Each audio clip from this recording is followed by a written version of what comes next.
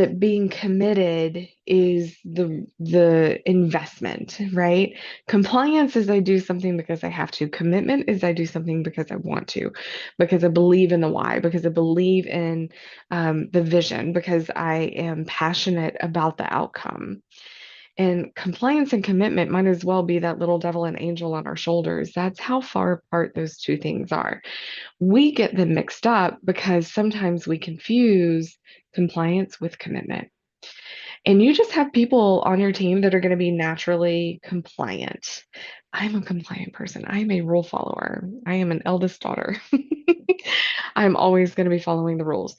It doesn't mean that I've been committed, though. It means I'm going to do what I told you I'm going to do and I'm going to follow through. But it doesn't mean that I'm committed because I'm invested, and my heart is in it. And so you cannot, as a leader, pressure someone into commitment.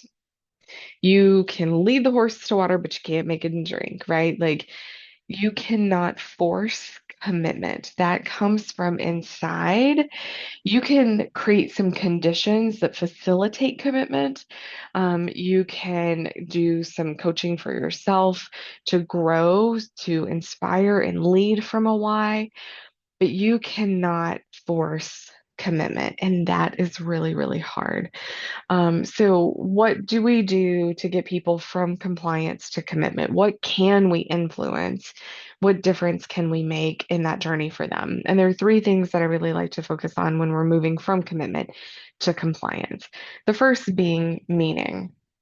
And we've talked about leading from a why, Simon Sinek's whole concept here. And it's super valuable. I would go watch his TED Talk on leading from why. It's incredible. So they need to understand why it matters, but they need to understand why it matters on multiple levels, not just for the business, because that might not be enough for some people. Maybe it is, maybe it isn't. But why does it matter to them? Why does it matter to the people that they're serving? Why does it matter to society as a whole or to community? And why does it matter to the business? When there is some meaning attached to the work that we do, we show up differently. We are willing to invest more time, effort, energy. We're willing to go the extra mile when there's meaning in the work that we're doing. We hear people say all the time, like, why am I even doing this? What's the point? What's the purpose?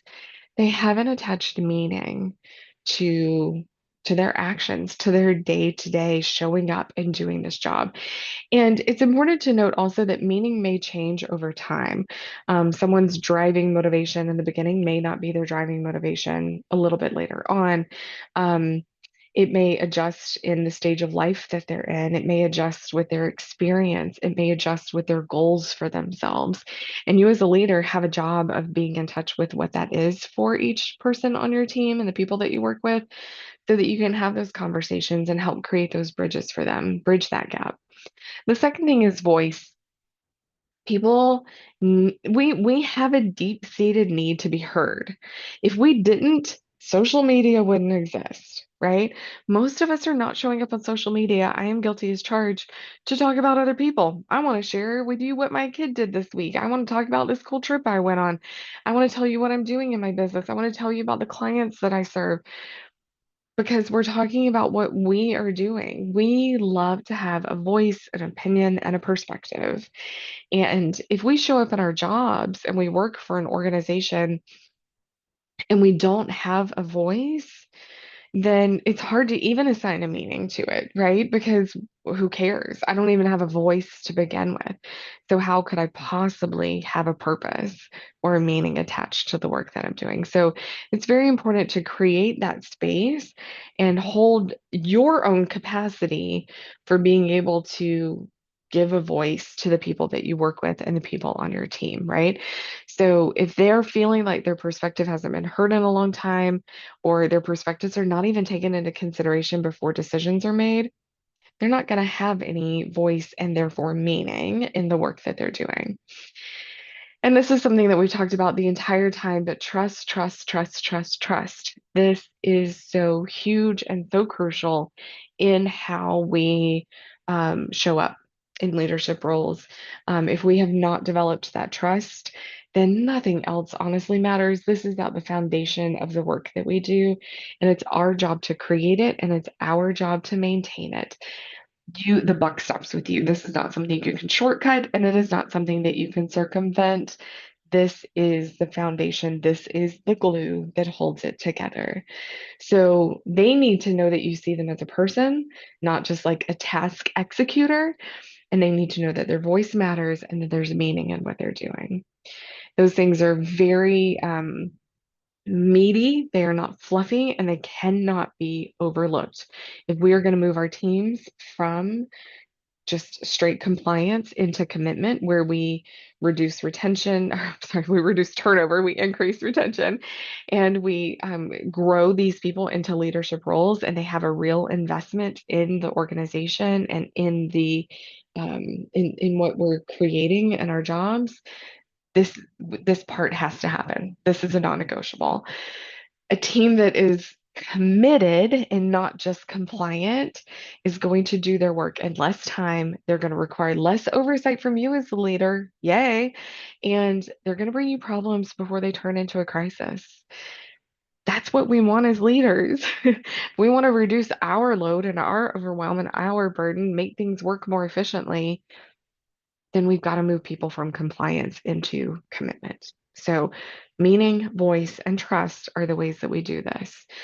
So, people get really fired up when they matter, when they feel like they are important, and when the work that they do matters. I want you to find a way in the next week or so to help maybe some people on your team that you can, now that we've talked about the quiet cracking and the difference between compliance and commitment, and now that you're aware of that, who on your team is just being compliant? And what can you do to figure out what matters to them? What can you do to figure out what their drivers are, what their motivations and their passions are? And link that to the work that they're doing, right? So leaders that are doing this are not more demanding. Again, you are not micromanaging them. You're just being intentional in how you approach your staff and how you lead your team. And those teams move differently.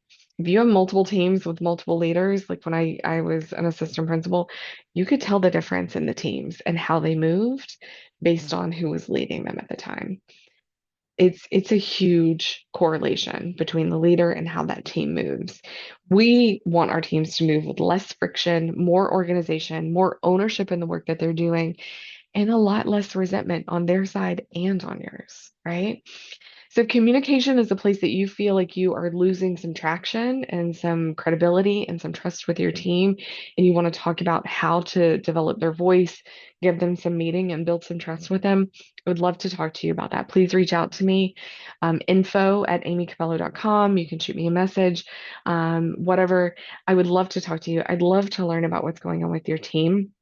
And tomorrow we're going to talk about when these people push back and how you can navigate that and help them work through the difficult things.